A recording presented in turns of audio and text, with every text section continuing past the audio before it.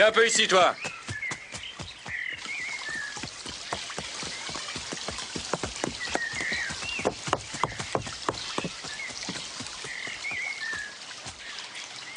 Qu'est-ce que vous venez faire chez moi, dans ma propriété? Je suis venu récupérer ce qui m'appartient, monsieur. Ce jeune voleur s'est enfui en emportant des fers à cheval et un sac de clous qu'il a pris dans ma forge.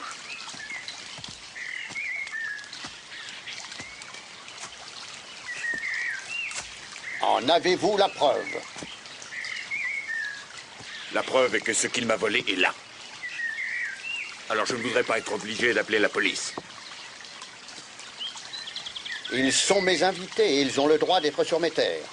Mais vous n'en avez pas le droit, monsieur Thorne. Vous ne me faites pas peur, docteur. Sortez de ma propriété!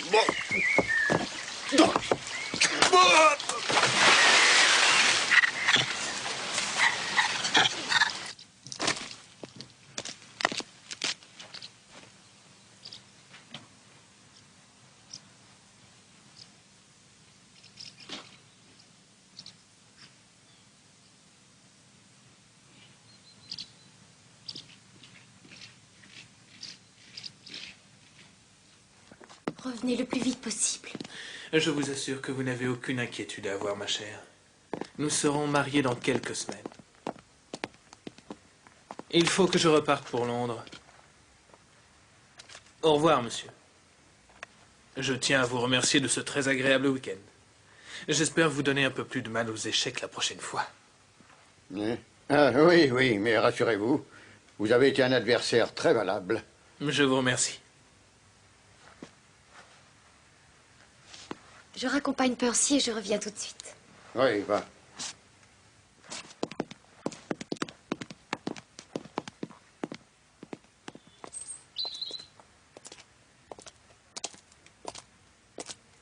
Allez m'attendre à l'entrée du parc, voulez-vous?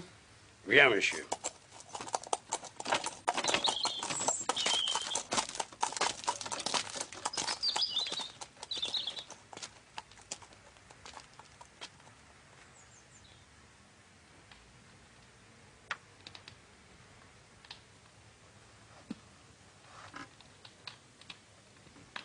Ils étaient entrés sans en avoir le droit. Je l'ai jeté à l'eau.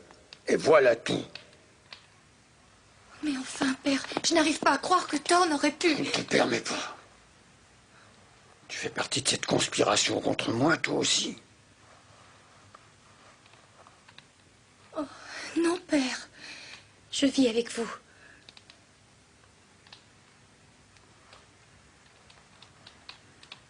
Mais plus pour longtemps, hein. Tu vas partir dès que tu auras épousé cet Armitage.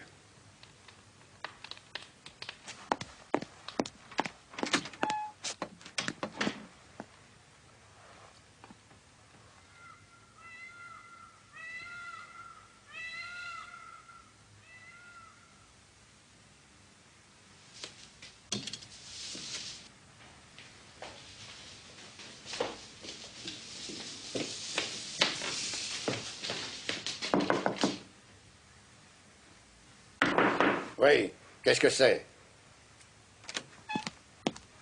Père, qu'est-il arrivé à ma chambre? On vient de découvrir qu'il y avait un défaut de construction. Mieux vaut que tu ailles dans la chambre de ta sœur jusqu'à la fin des travaux. La chambre de Julia? Je ne pourrais pas y dormir. Pourquoi, s'il te plaît? Je ne pourrais pas. Qu'est-ce que ça veut dire? C'est une chambre très confortable. J'ai ordonné à la gouvernante de la préparer. Tu n'as plus qu'à réunir tes affaires. Bonne nuit.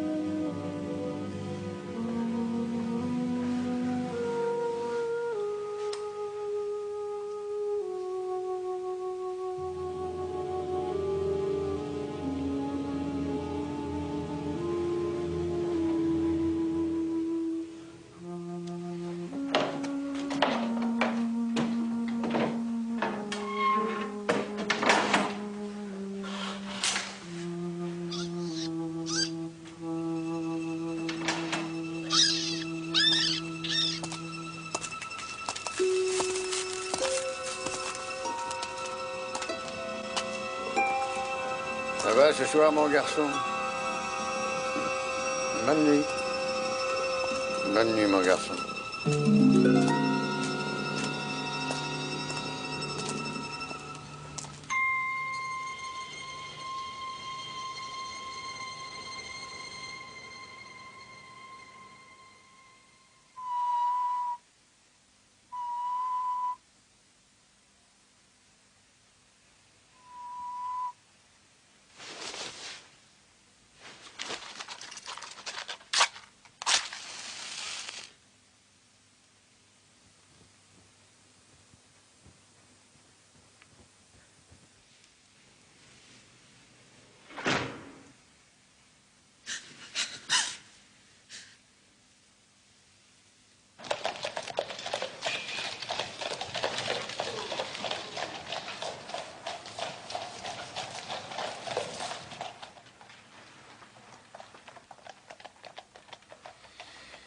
Ah, je suis désolé, Watson, mais il semble que le sort s'abatte sur nous ce matin.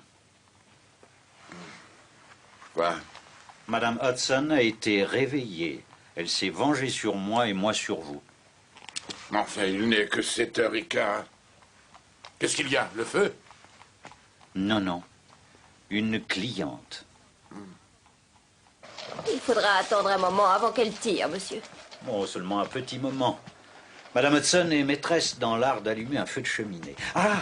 Ah, voici mon ami intime et associé, le docteur Watson, devant qui vous pouvez parler tout aussi librement que devant moi.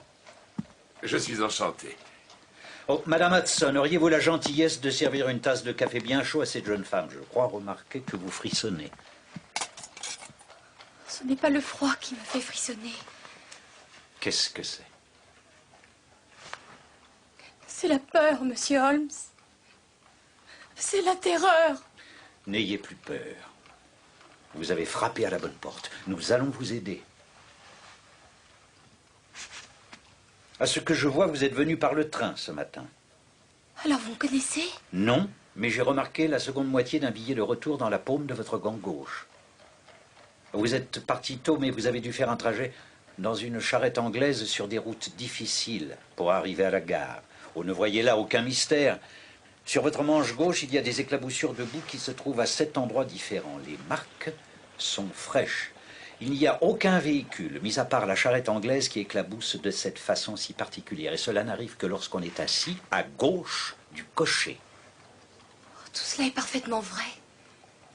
Je suis dans une situation si difficile que je deviendrais folle si ça devait continuer. J'ai entendu parler de vous par Madame Farintosh, à qui vous avez apporté une aide précieuse. Farintosh?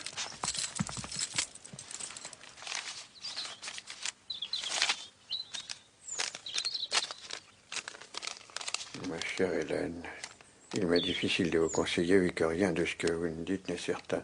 Mais je sais que vous êtes une fille sensée et loin d'être hystérique. Donc, en tant qu'une des meilleures amies de notre pauvre maman, je ne peux que vous suggérer, si votre peur persiste, d'aller voir très vite M. Sherlock Holmes au 221B Baker Street. Farintosh, oui, ça y est, je me rappelle cette affaire. Il s'agissait d'une tiare en opale. Je crois que vous n'étiez pas encore avec moi, Watson. Merci, Madame Hudson. Croyez-vous pouvoir m'aider, moi aussi? Pour le moment, je ne suis pas en mesure de récompenser vos mérites, mais dans quelques semaines, je serai mariée et je disposerai comme je voudrais de mes Je serais revenus. trop heureux de consacrer autant de soins à votre affaire que j'en ai consacré à celle de votre ami. J'ajoute que ma profession porte en elle-même sa propre récompense. Et vous avez toute liberté de me rembourser au cas où je devrais faire quelques dépenses quand cela vous conviendra le mieux. Et maintenant, je vous demande de nous exposer les faits de façon à ce que nous puissions avoir une opinion précise sur l'affaire qui vous amène. Je m'appelle Hélène Stoner. Je vis avec mon beau-père, le docteur Grimsby Roylott, qui est le dernier survivant d'une des plus vieilles familles saxonnes d'Angleterre. Les Roylott de Stockmoran, ce nom m'est familier, me semble-t-il. Mon beau-père est médecin et très compétent. Il avait une grosse clientèle quand il exerçait son métier aux Indes, à Calcutta. Ah, Calcutta. Le docteur Watson a lui aussi pratiqué la médecine aux Indes.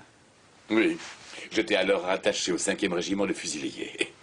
Je vous en prie, continuez, mademoiselle Stoner. À Calcutta, il a épousé ma mère. Elle était la veuve du général Stoner qui commandait un régiment d'artillerie. Je n'avais que 2 ans quand ma mère s'est remariée. Et ma sœur, Julia, avait 5 ans de plus que moi. Notre mère avait une fortune qui lui permettait d'avoir des rentes, environ 1000 livres par an. Elle a légué cette fortune au docteur Roylott qui en dispose tant que nous vivons avec lui. Pardonnez-moi, votre mère est morte alors? Peu de temps après notre retour en Angleterre, elle a été tuée. Dans un accident de chemin de fer. Mon beau-père a alors abandonné l'idée d'ouvrir un cabinet pour exercer sa profession à Londres. Et il nous a emmenés dans la demeure de ses ancêtres à Mais Stockmorton. l'argent que votre mère vous a laissé était suffisant pour vous offrir ce que vous vouliez. Il n'y avait aucun obstacle à votre bonheur.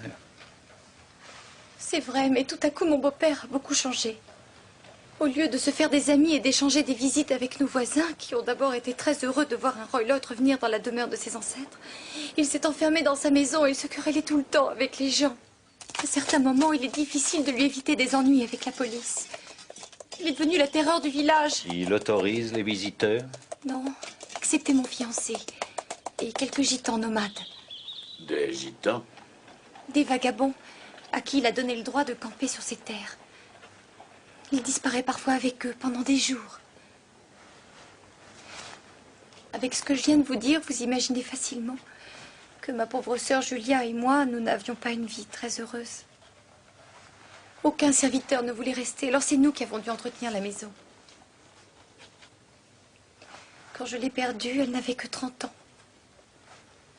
Mais ses cheveux commençaient déjà à blanchir, comme les miens. Quand votre sœur est-elle morte? Il y a juste 2 ans.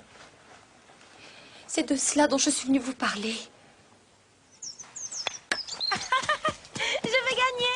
Oh non, là vous trichez. Oh non. Avec la vie que nous menions, nous n'avions que peu de chance de rencontrer des gens de notre âge et de notre condition. Mais on nous permettait parfois de recevoir de courtes visites. Il y a 2 ans, Julia avait rencontré un officier de marine avec qui elle s'était fiancée. Votre beau-père approuvait cette union? Il n'avait soulevé aucune objection. Mais 15 jours avant le mariage, l'horrible événement se produisit et me priva de mon unique compagne. Je vous en prie, soyez plus précise quant aux détails. C'est facile. Les moindres détails de cette nuit sont gravés dans ma mémoire. Il était tard, aux environs de 11 heures. Julia est venue dans ma chambre.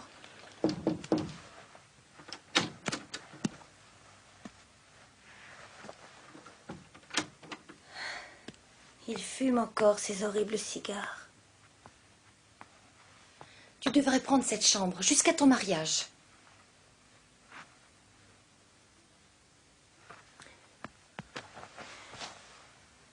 Oh, Hélène. Je suis tellement heureuse. Tellement.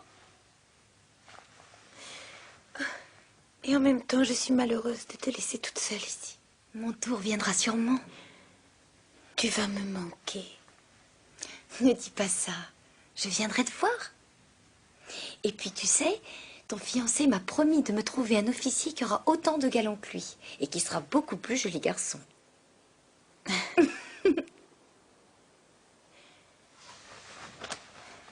Julia, qu'est-ce qui se passe?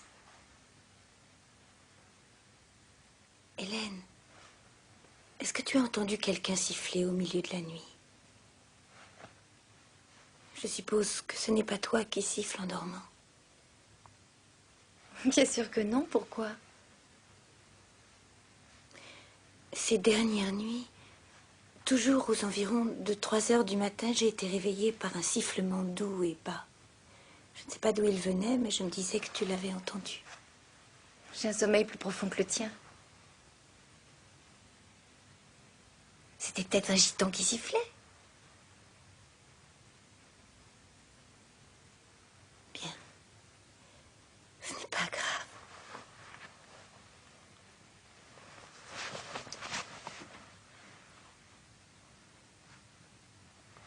Hélène.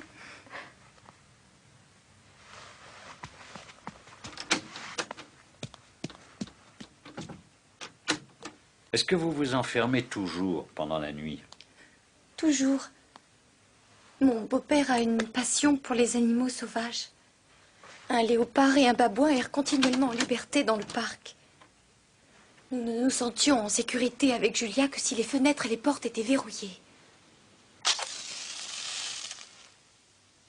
Je ne pouvais pas dormir.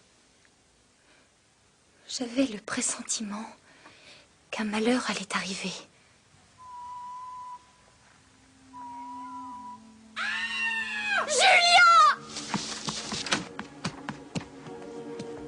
Julia! Ah! Ah!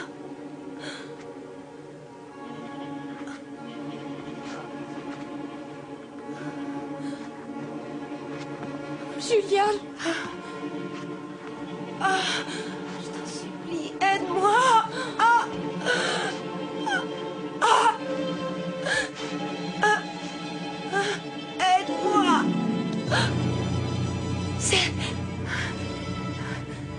C'est le ruban. Le ruban. Bouge-t'es. Chut. Je vais chercher Père. Non! Non, s'il te plaît, Hélène! Hélène, non! Retourne te coucher, Hélène. Je vais m'occuper d'elle.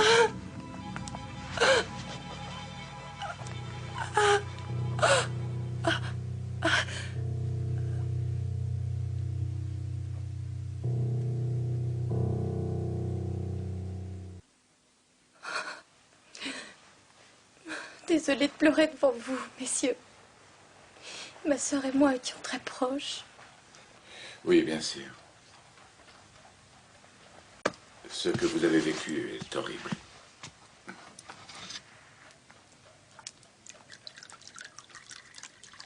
Et vous n'avez aucune idée de ce qui a pu causer... Ce sifflement et ce bruit métallique, vous êtes sûr que c'est ce que vous avez entendu? C'est du moins ce que j'ai eu l'impression d'entendre. Il est possible que je me sois trompée. Votre sœur était-elle habillée? Elle était en chemise de nuit. Il y avait une bougie par terre et un morceau d'allumette brûlé. Elle a donc certainement été réveillée par quelque chose. Et elle a allumé la bougie pour voir ce qui se passait. À quelle conclusion le coroner en est-il arrivé? Il a fait une enquête très poussée, mais il n'a pas pu trouver de raison expliquant la mort de Julia. Si l'on s'en réfère à ce que vous dites, la porte était fermée à clé de l'intérieur, les fenêtres bloquées par des volets qui étaient fermés chaque soir. Il est donc tout à fait certain que votre sœur était seule quand ce malheur est arrivé. Oui. De plus, il n'y avait pas la moindre trace de violence sur elle. A-t-on pensé au poison? On a recherché les traces de poison, mais ça n'a rien donné. Qu'est-ce qui, selon vous, aurait causé la mort de votre malheureuse sœur? Je suis persuadée que Julia est morte de peur ou d'un choc nerveux. J'ai beau chercher ce qui a pu la terroriser, je n'arrive pas à trouver. Qu'avez-vous conclu en repensant à ce ruban moucheté? Délirium ou... Ou alors, ces gitans dont elle parlait, ces nomades qui vivent chez vous, portent des mouchoirs de couleur autour du cou. Il y a certains mystères qui dorment en eau profonde. Que s'est-il passé après la mort de votre sœur? Ma vie a été plus solitaire que jamais.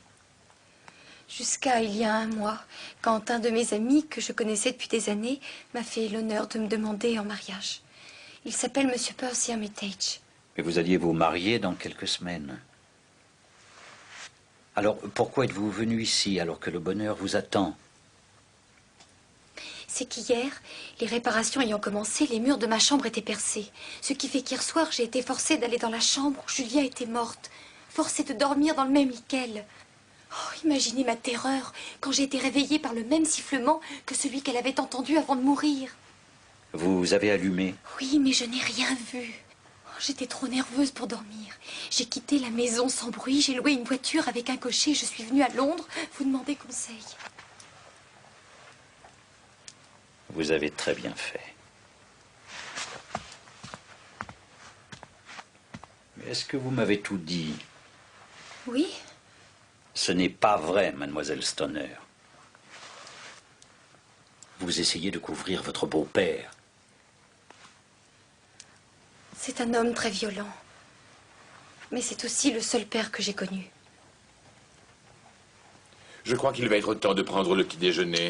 Il y a une foule de détails que je voudrais connaître avant de décider de la façon dont je vais agir. Si nous nous rendions à Stockmoran aujourd'hui, est-ce qu'on pourrait jeter un coup d'œil sur la maison sans que votre beau-père le sache? Oh oui, tout à fait. Il doit justement aller en ville aujourd'hui pour affaire. Et les ouvriers? Oh, je n'en ai vu aucun. Il y a une femme de ménage qui vient du village, mais elle n'est là que le matin. Il n'y aura personne pour vous déranger. Excellent, Watson. Vous n'avez rien contre un voyage à la campagne? Mais bien sûr que non. Alors nous arriverons en début d'après-midi. Je serai là pour vous accueillir. Voulez-vous prendre le petit déjeuner avec nous? Non, merci beaucoup.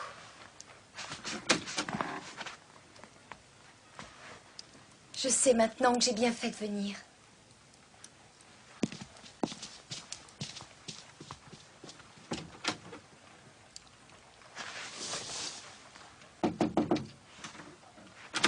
Ah, Madame Hudson. Merci. Bien. Si on rassemble tous les éléments, c'est-à-dire les sifflements nocturnes, la présence d'une bande de gitans qui sont très intimes avec le docteur, l'allusion de la sœur à un ruban moucheté, alors tout nous porte à croire que nous avons tout ce qu'il nous faut pour résoudre le mystère.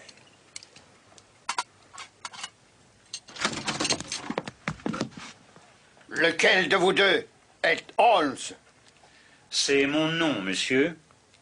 Mais je n'ai pas l'avantage de connaître le vôtre. Je suis le docteur Grimsby Roylott, de Stockmoran.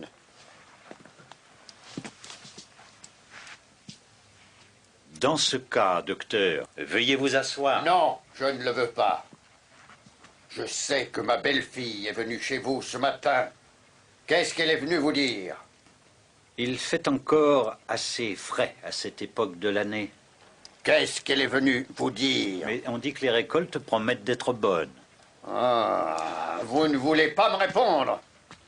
Vous vous moquez de moi, monsieur. J'ai déjà entendu parler de vous. Vous êtes Holmes le touche-à-tout, Holmes la mouche du coche, Holmes le gratte-papier de Scotland Yard.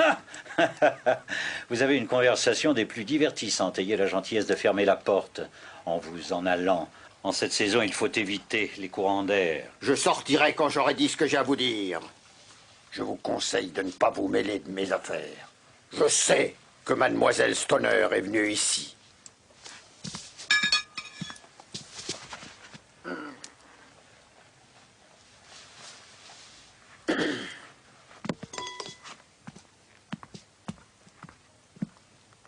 Je suis un homme dangereux quand on me provoque.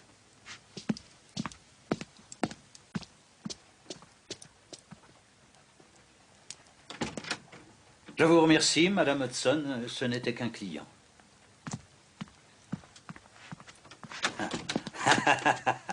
Il est d'une amabilité étonnante. Je ne suis peut-être pas aussi fort que lui, mais...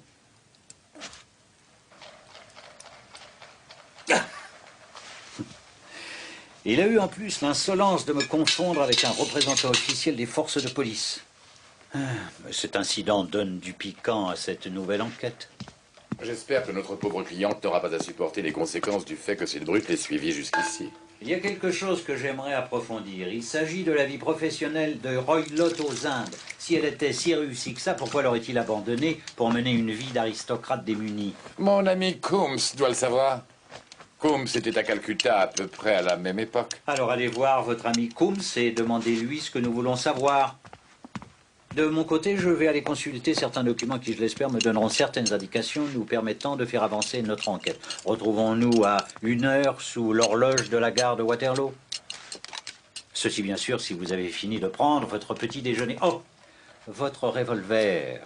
Vous m'obligeriez en le glissant dans votre poche. Les armes sont toujours un excellent argument contre ces forces de la nature qui tordent les tisonniers en fond des nœuds. Ça et votre brosse à dents sont les seules choses dont vous aurez besoin.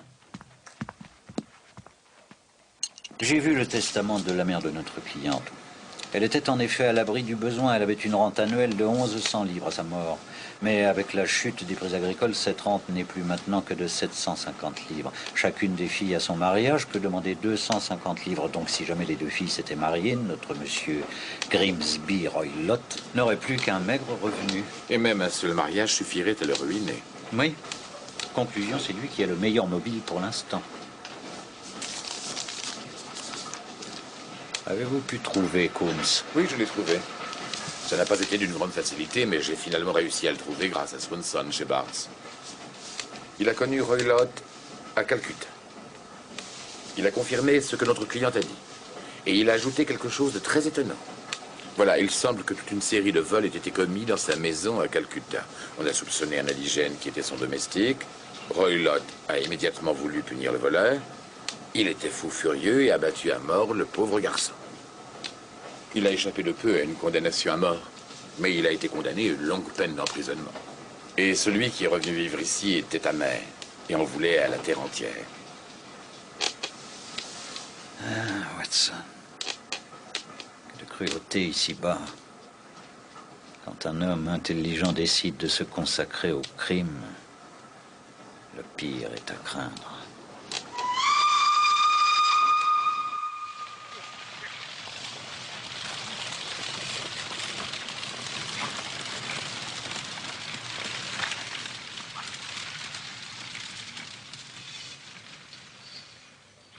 Vous êtes en vacances, messieurs? Non, nous sommes architectes. Nous venons voir les maisons régionales. Ah, alors c'est pour ça que vous allez à Stockmoran. Il aurait été étonnant que vous y alliez pour le plaisir. Alors vous êtes en affaire avec le docteur Roylott? Oui, je pense qu'il s'appelle comme ça. Si vous me permettez un conseil, avec lui, il faut faire attention, monsieur. Selon les rumeurs, il n'aurait pas toujours la cervelle à l'endroit. Vraiment? Figurez-vous qu'hier, monsieur Thorne, le forgeron, a eu la plus désagréable des aventures avec le docteur, à cause de ces voleurs de gitans qui campent sur ces terres. Oui, nous avons entendu parler de ces gitans et d'un léopard.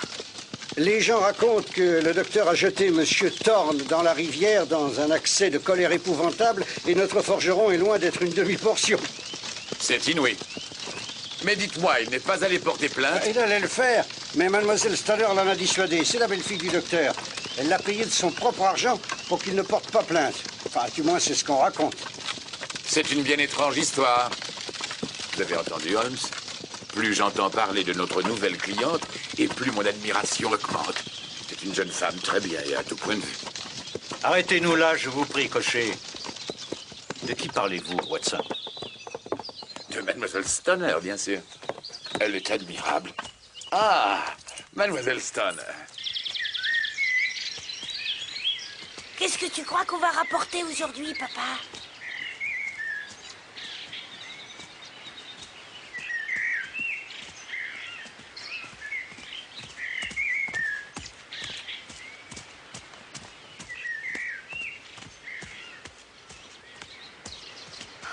Tout s'est arrangé mieux que je ne le croyais. Le docteur Roylott est à Londres et il n'en vient pas avant ce soir. Mais nous avons déjà eu le plaisir de faire la connaissance du docteur. Ça veut dire qu'il m'a suivi? Oui. Il est arrivé juste après votre départ, mais Holmes l'a envoyé promener comme il le méritait. Il est si rusé que je ne me sens jamais en sécurité avec lui. Alors il ferait bien de prendre garde, où il pourrait trouver sur sa route quelqu'un de plus rusé que lui. Allons-y maintenant. Holmes, ne devrions-nous pas éloigner Mademoiselle Stoner de la maison cette nuit? Et éveiller les soupçons. Mais s'il s'en prend à elle? Nous ne serons pas loin.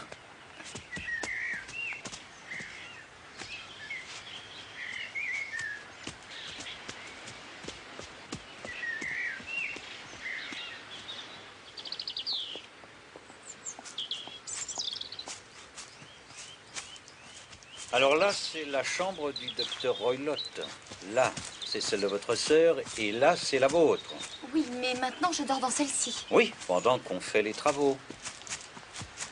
Puis-je vous faire une remarque, mademoiselle? Oui. Il est assez inhabituel de voir des chambres se trouver au rez-de-chaussée. On a déplacé les chambres au rez-de-chaussée quand la maison a commencé à se détériorer. Ah oui, évidemment. Quelle tristesse. Cet échafaudage me semble un peu juste s'il y a vraiment tant de travaux à faire. On ne fait pas de travaux. Je pense que c'était une excuse pour me faire changer de chambre. Ah, très intéressant. Maintenant, mademoiselle, voulez-vous avoir l'amabilité d'aller dans la chambre que vous occupez en ce moment et de bloquer les volets?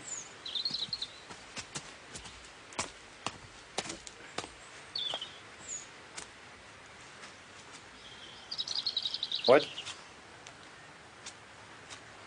Que faites-vous, Watson? J'utilise vos méthodes, Holmes. Je regarde avec attention le sol pour y trouver quelque chose. Et qu'avez-vous découvert? Les empreintes de vos pieds, je crois. Les miennes et celles de Mademoiselle Stoner. Et ceci.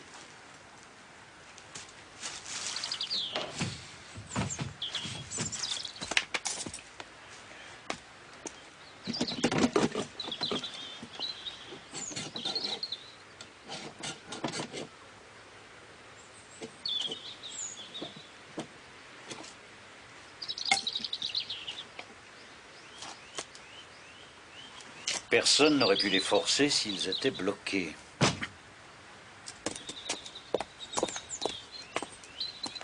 Allons voir à l'intérieur si nous trouvons quelque chose d'intéressant.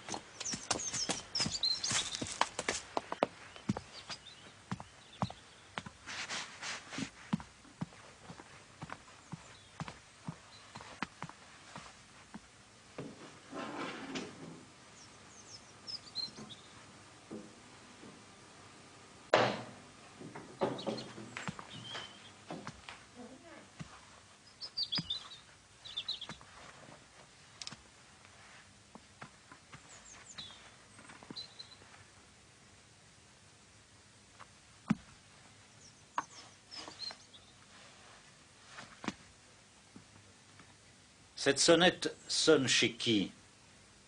Dans la chambre de la gouvernante. C'est une installation récente? Oui, il n'y a que quelques années qu'on l'a installée. C'est votre sœur qui l'a demandé? Je n'ai jamais entendu s'en servir. Nous allons toujours nous-mêmes chercher ce qu'il nous faut. Ah, je vois. Voulez-vous m'excuser pendant que je satisfais ma curiosité en examinant le plancher?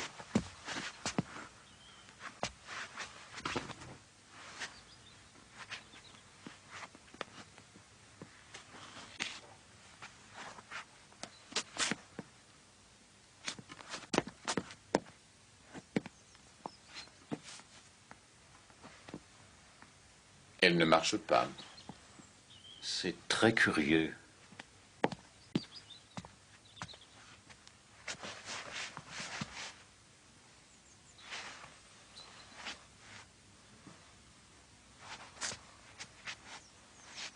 Une aération donnant dans une autre pièce. Voudriez-vous dire que ça devrait en réalité communiquer avec l'air extérieur? C'est également assez récent. C'est évident. Mademoiselle Stoner, avec votre permission, nous allons continuer nos recherches dans la chambre de votre beau-père.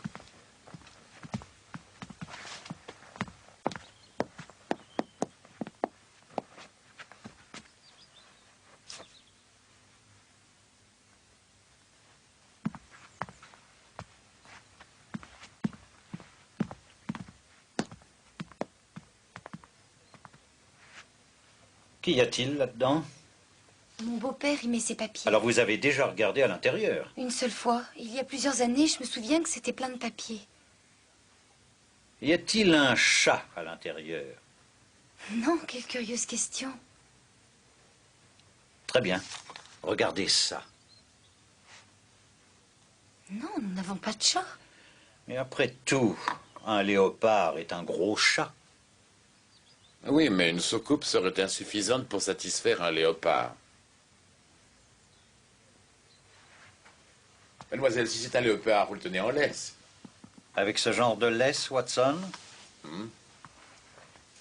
Qu'est-ce que vous en pensez? Eh bien, c'est un modèle courant de laisse de chien, mais je ne vois pas pourquoi il y a une boucle. Nous n'avons pas de chien. Merci, mademoiselle. J'en sais suffisamment.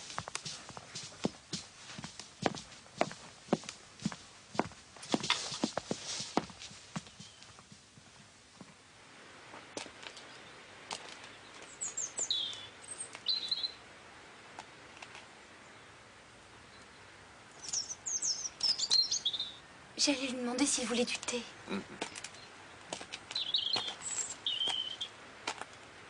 Mademoiselle, je dois vous dire qu'il est essentiel que vous acceptiez de suivre mes directives dans leurs moindres détails. Votre vie peut en dépendre.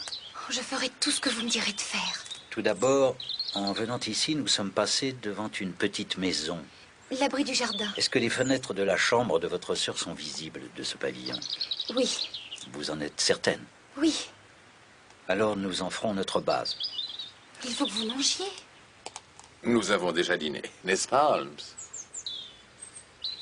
Y a-t-il une auberge décente? Il n'y en a qu'une. Très bien. Merci quand même.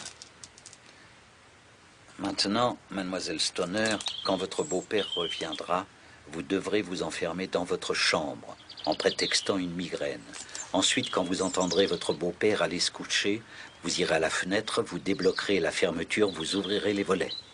Et vous laisserez votre lampe devant la fenêtre, car ce sera notre signal. Ensuite, vous prendrez quelques affaires et vous quitterez cette chambre pour passer la nuit dans votre ancienne chambre. Je suis persuadé que malgré les réparations, vous pourrez y dormir une nuit. Oui, bien sûr. Bon, maintenant, nous devons partir. Si le docteur Roylott devait rentrer et nous trouver ici, nous serions venus pour rien.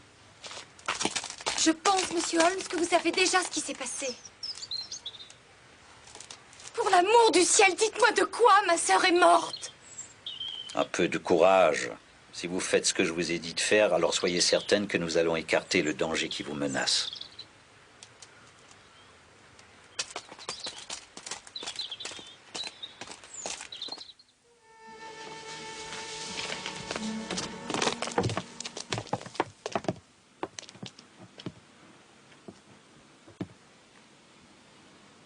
Oui, on voit très bien les fenêtres.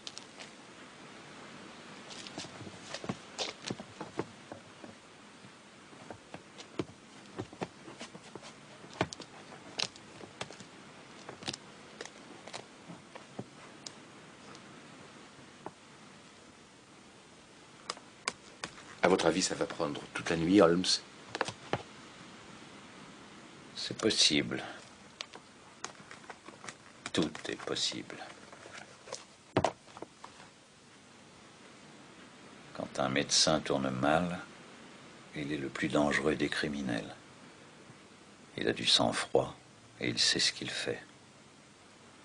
Palmer et Pritchard n'avaient pas leur pareil dans leur profession. Notre homme, lui, utilise tous les coups défendus. J'éprouve quelques scrupules de vous avoir entraîné ici. Nous avons affaire à un homme très dangereux. Si vous le voulez, je peux vous prêter main forte. Je vous remercie.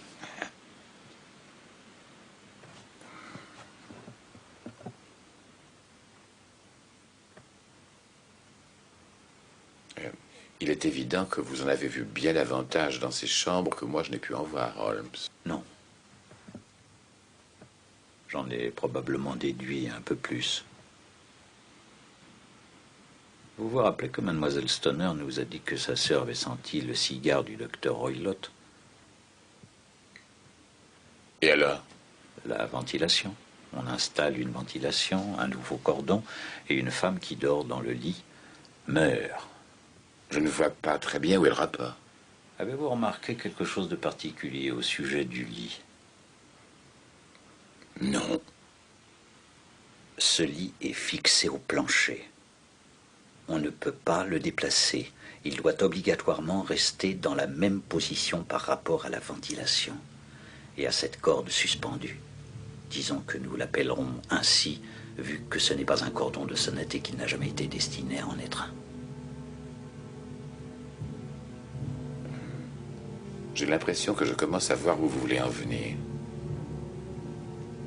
Nous arrivons juste à temps pour prévenir le plus subtil et le plus horrible des crimes.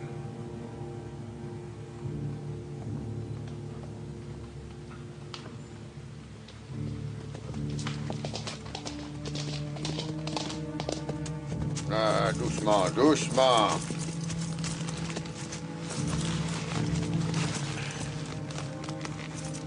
Ah, conduis-le à l'écurie. Allez, bonsoir.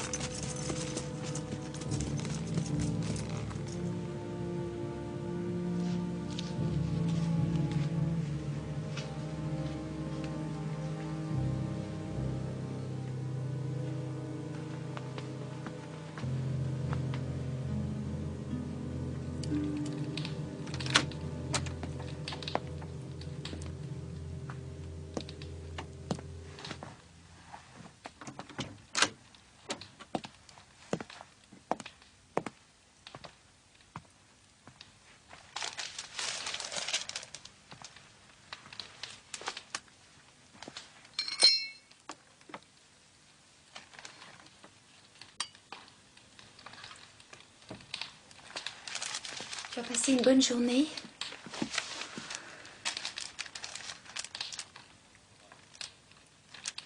Pas dépourvu d'intérêt. Où est-ce que tu es allé ce matin? J'avais décidé d'aller en ville. Je voulais faire quelques achats pour mon mariage. Tu savais que j'y allais. On aurait pu faire la route ensemble. Je suis partie très tôt. Oui. Oui, je sais. J'avais décidé de ne passer que la matinée en ville et d'être de retour pour le déjeuner. J'avais des choses à faire ici. J'aurais mieux fait de rester.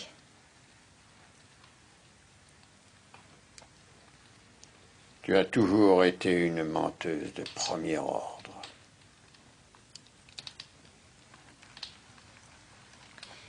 Pardonne-moi, j'ai un affreux mal de tête.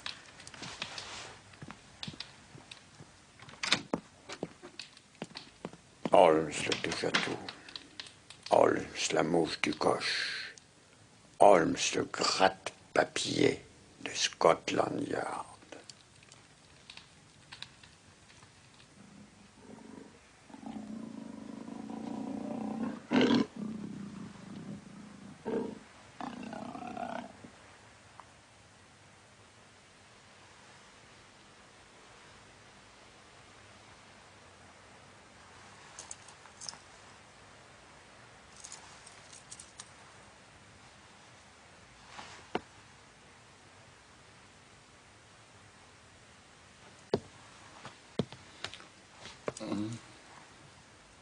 Le signal.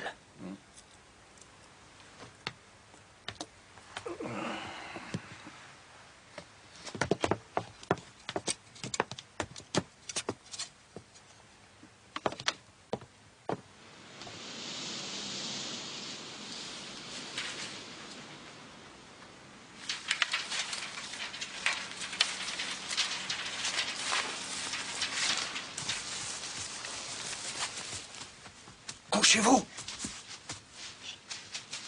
Mais qu'est-ce que c'est que ça? C'est un babouin. Oh! Le personnel est curieux dans cette maison.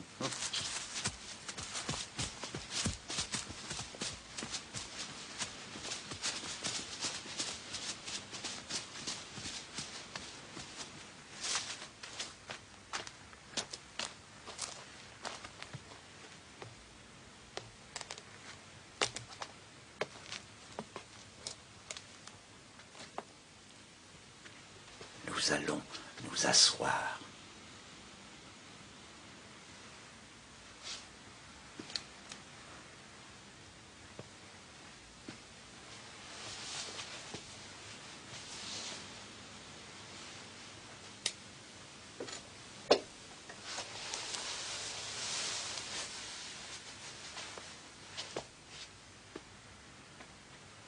Ne vous endormez pas. Votre vie peut en dépendre, Watson.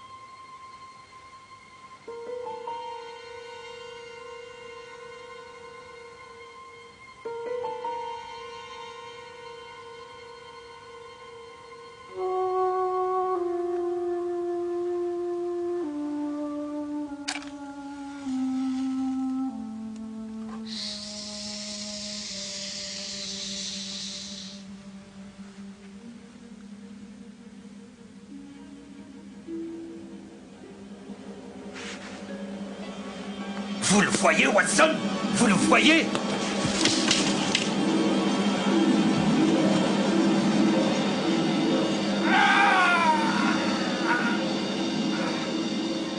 Qu'est-ce que ça veut dire?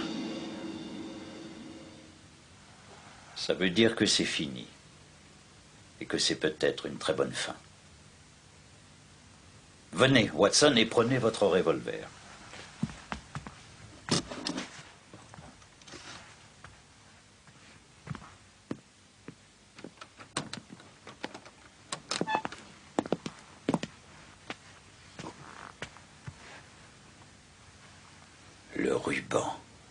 Le ruban moucheté. C'est un serpent qui vit dans les marais. C'est le serpent le plus dangereux des Indes. Roylott est mort quelques secondes après avoir été mordu.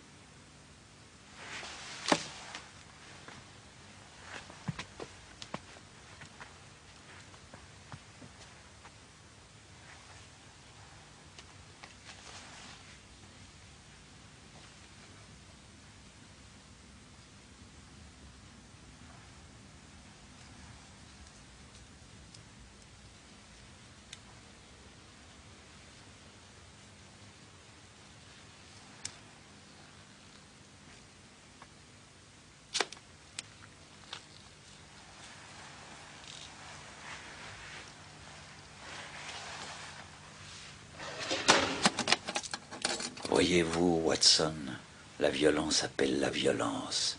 Celui qui tente un piège tombera dans le piège. C'est une règle immuable. L'idée d'un serpent m'a traversé l'esprit quand j'ai vu que le docteur Roylott aimait s'entourer d'animaux originaires des Indes. Une sorte de poison. Rapide et meurtrier. Et qu'on ne pouvait découvrir car il ne laisse aucune trace. Il pouvait mordre ou ne pas mordre la personne qui était dans le lit. Pendant une semaine, il pouvait ne rien se passer, mais tôt ou tard, le serpent devait trouver sa victime. Oh, ma pauvre Julia. Le docteur avait dû entraîner le serpent et il devait le faire revenir grâce au lait et au sifflement. Le sifflement que votre sœur et vous avez entendu. Et en examinant le fauteuil dans la chambre du docteur Roylott, j'ai découvert qu'il avait l'habitude de monter dessus pour atteindre la ventilation. La nuit dernière, quand j'ai attaqué le serpent, je l'ai obligé à retourner d'où il venait. Mais j'ai aussi réveillé son instinct de tueur et il a attaqué la première personne qu'il a vue. Le docteur Grimsby Roylott. Conclusion, Holmes, vous êtes indirectement responsable de sa mort. Je dois dire en toute franchise que ce poids ne pèsera pas lourd sur ma conscience.